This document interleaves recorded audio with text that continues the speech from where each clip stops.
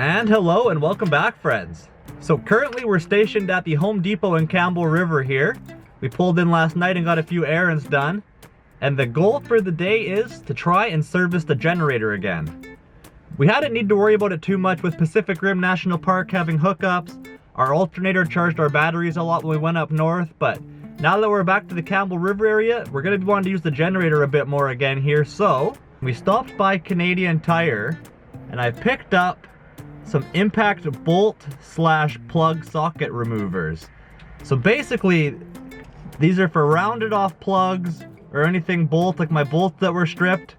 And I checked and these fit the plug for the spark arrestor and the bolts that are blocking off me from getting to the oil pan. So these can just hammer on and fit on nicely. I checked last night and they do indeed fit the ones I want to remove. So hopefully the little teeth inside of these can remove those for me, and I'll finally be able to A, clean out the spark arrestor on our Onan generator, and B, change the oil on that. And then I think other than that, I'm gonna run in there with them when I get them out. Fingers crossed I do get them out. And Home Depot should have some replacement ones that won't be all shredded. And then we're gonna explore Campbell River. Some fishing tonight, I think. We bought some new fishing gear to try out, so maybe the rock cod will be on the dinner table tonight. And a whole lot of other ocean fun stuff to come, so let's see if I can get this oil changed finally.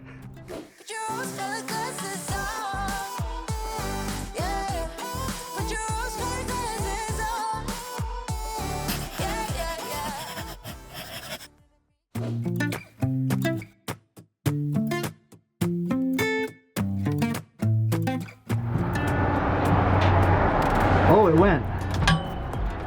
Oh, I got it. Look at that. Oh my goodness, I got it.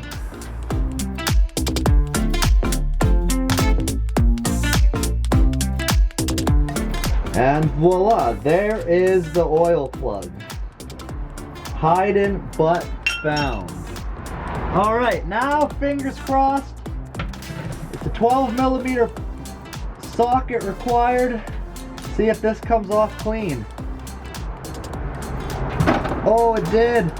We're loose.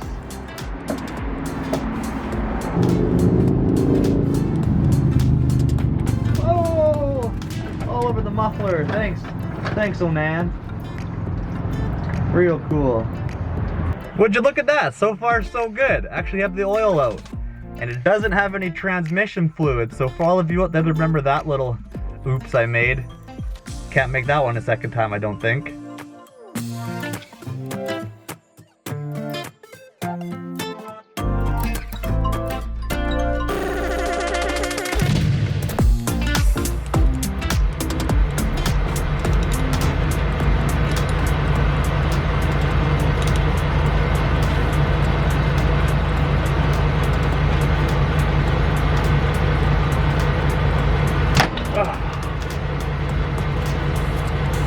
Oh no. So, good news. Got the oil drained, went good. Got all that nice, new, beautiful, clean oil into her. So, we're gonna run that in a second and let it all run through. Bad news, I wanted to pop the spark arrestor out and see if any soot actually did come spraying out like it's supposed to happen, if there is any buildup in there. Hopefully there isn't, because my threads were grabbing, but the whole darn thing snapped off in my easy out instead of the darn threads just loosening like they're supposed to do. What's the odds that instead of the threads loosening, I snapped this whole plug off? That's horrible. So another problem for another day. If I had to take either the oil change or the spark arrestor, definitely glad we did the oil change still. So run that through, go into Home Depot, find some more bolts, and we'll go from there. But that's a little bummer. Alrighty guys, so I've been waiting to do this for actually a really long time. Back when we were in Nanaimo last, I finally was able to get to Sally's Beauty Supply and get some toner, because I'm going to be bleaching my hair in the RV, and I already kind of regret it. I mean, it's getting really hot in here. It's really hot outside today. It's like, I don't know, 25, 27 degrees, and it's getting a little hot in here, not gonna lie, and bleach and stuff and all that work is just gonna make it even hotter for me, so we'll see how this works out. Wish me luck, and hopefully everything goes fine. I've actually been toning my own hair for quite a while. I think like a couple years, like in between salon visits, I'll tone it myself to get rid of like the brassiness and everything. But the last time that I had colored my hair was actually the first time that I've ever used like actual like hairstylist bleach on my hair, and I was quite terrified, but I've done a lot of research and it turned out pretty good last time. I mean, I don't know, I kind of did like a balayage and it took quite a long time, and actually Luke was the one who did a lot of it for me around the back. He did a really good job. So I've done a lot more research and I'm gonna try foiling and seeing what happens. I mean, I just hope my hair doesn't fall out, so let's get on into it.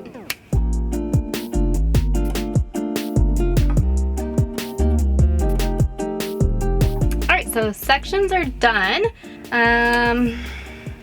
Yeah, I guess it's time to mix our bleach.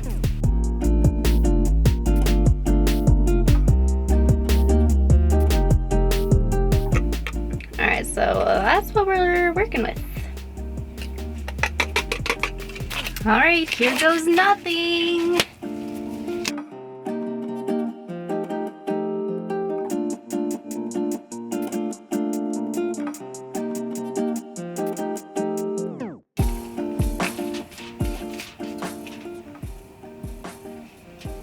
Ah, wait. Okay, I just messed up.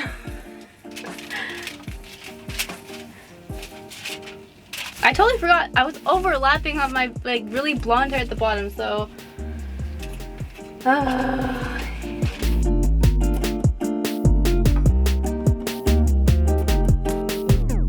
Alright, first one's done.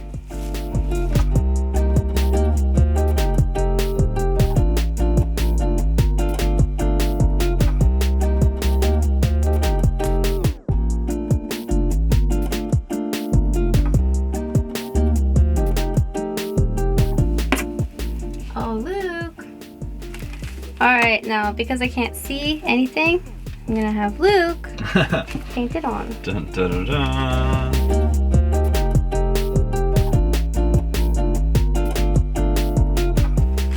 My service has been fulfilled? Yes. Hi!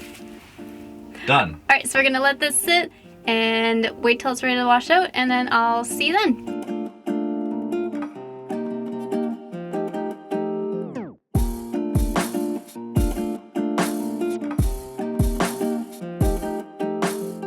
Alright, so the grand reveal, it's all dry and I put some curls in it. Honestly, I'm pretty happy with how this turned out. I'm actually really surprised that nothing went terribly wrong in that process, especially with being in like the tiny RV bathroom and worrying about like RV water usage and all that kind of stuff. So I'm actually really happy with the outcome here. Let me know what you guys think. But it's time now, we're getting pretty hungry, so I'm gonna go whip up some dinner. And luckily it's a quick and easy meal, so let's go do that. So we actually kind of fell in love with cashew chicken when we were in Thailand. It's traditionally obviously a Chinese dish, but it's so popular in Thailand that they've kind of like made their own version and their own take on it.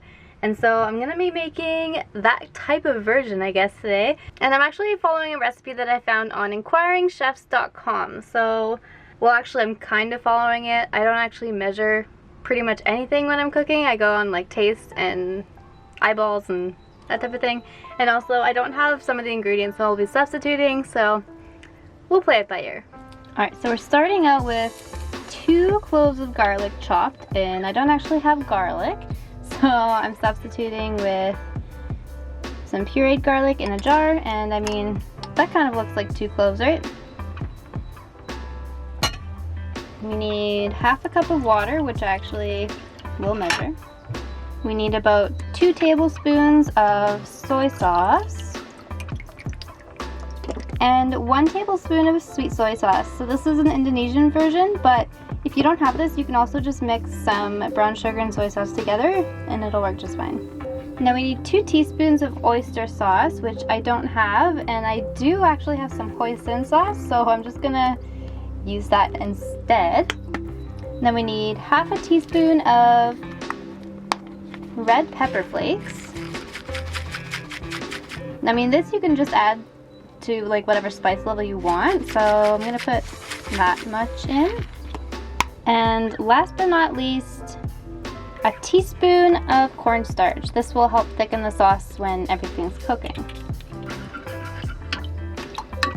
Alright, so that already smells so good. We're gonna set this aside and get started on the rice. Alright, so while I was chopping up the veggies, Luke actually started the rice, so that's good. Oh yeah. And also, we've got a brand new frying pan. Woohoo! Not only is this one huge compared to the one that, well, we still have, but it's a second frying pan because now we're making crepes on 2 frying pans at once. Double the output. Double the output and half the time. So that's a bonus, and this will be good for making meals for the 2 of us. Alright, so we've got our pan with some oil in it. It's on like a medium-high heat. And first things first, we're gonna add our nuts. We're gonna roast our nuts until they're golden brown because they're really tasty.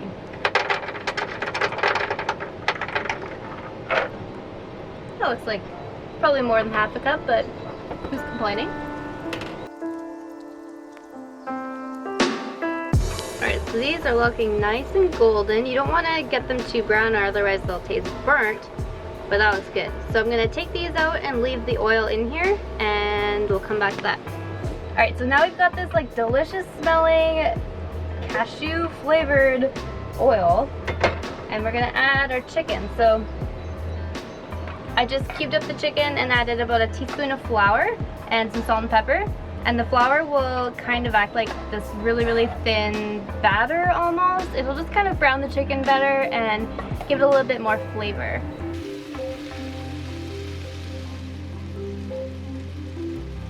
Alright, so now that our chicken is all nicely browned, we're gonna put this aside with the cashews and again leave behind any extra oil, and then we're gonna cook the veggies.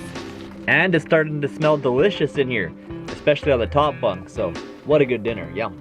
Alright, so for veggies, we've got half of a white onion here, some green onions, and they suggested putting red peppers in here, but I actually don't have any.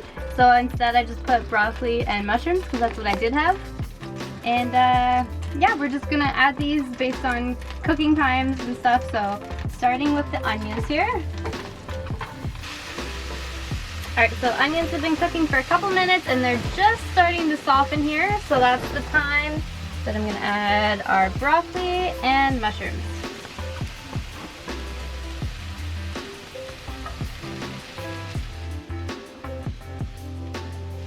Okay, so literally probably 1 minute on the pan, and the broccoli and mushrooms are just starting to cook. And this is the time when our sauce comes into play, because the sauce is going to need some time to cook and thicken.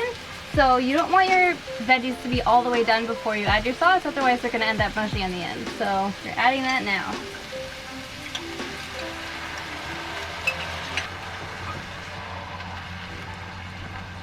Alright, so this is up to a boil now, and now that it's boiling, it's literally only going to take probably 1 minute to start to thicken up here.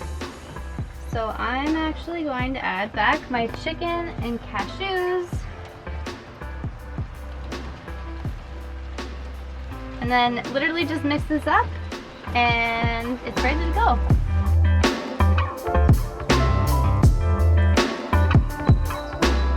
Okay, you're supposed to add the green onions with the sauce, and I completely forgot. Oops.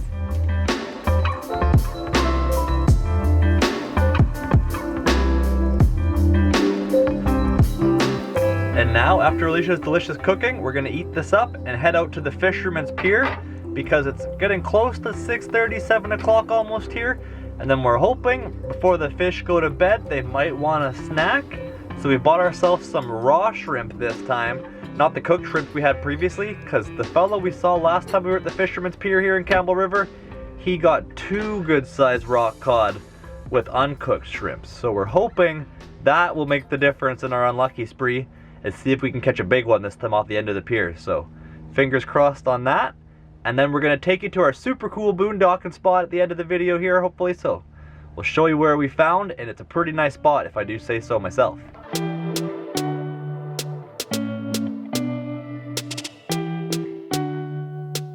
Alysha thinks she's getting nibbled on already, and I got my hook set up. Let's see if I can get a fish before, or if one of us gets one at least here. Took my bait. Story of the night. We both had at least 2 shrimp, I think, ate it, so I'm gonna go to a smaller hook. We know they're down there. We know they're eating the shrimp.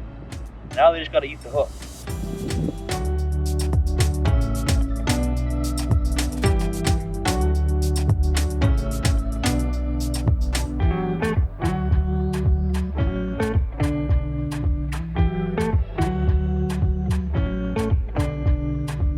Fishing with shrimp was kind of a fun process because they took at least half a dozen from us. And I mean, at least if they're taking your shrimp, you know they're down there, and there's a chance they might actually take your hook at the same time. When we use the lures, I mean, you're basically just hoping that one will nibble and take your lure. So they are down there at least. But with that being said, we're gonna go to the boondocking site now and settle in for the night, but it's a pretty good spot. We'll show you in a second here. Campbell River is honestly so accommodating for boondocking. We're down near where the river inlets and it goes up to the Strathcona Park area up by Elk Falls. So there's tons of parking all the way along here. There's like 3 different parks and parking lots, no signs, no anything. And a lot of other people come here car dwelling, a few other RVers. But we also drove past a huge dirt lot by the ferry. I think you can have a ferry overflow parking spot where motorhomes are parked there quite a bit. So I think you can boondock there as well. Campbell River, thank you very much for hosting us here. We also, in this little camp parking area, you get Shaw Go. So we're gonna go catch up on a loan, watch some more TV shows. We have a view of the ocean right there. We watch the ships roll by, and they have a drinking water tap here. So, wow. What else could you ask for in a free camping spot, hey? Water, Wi-Fi, sunset, ocean, view, quiet. We like it. But anyways, we're gonna wrap that all up here, friends. Thank you so much for joining us as always. And then we'll see what adventures we get up to next. Our Elk Falls Provincial Park is approaching for that campground night, but we still got a few more days to free camp. And then I think it's about a week or so, and we're gonna be going to the Sunshine Coast. So be saying farewell to Vancouver Island and heading off to the glorious Sunshine Coast, friends. Until next adventure, we'll see you around. Night.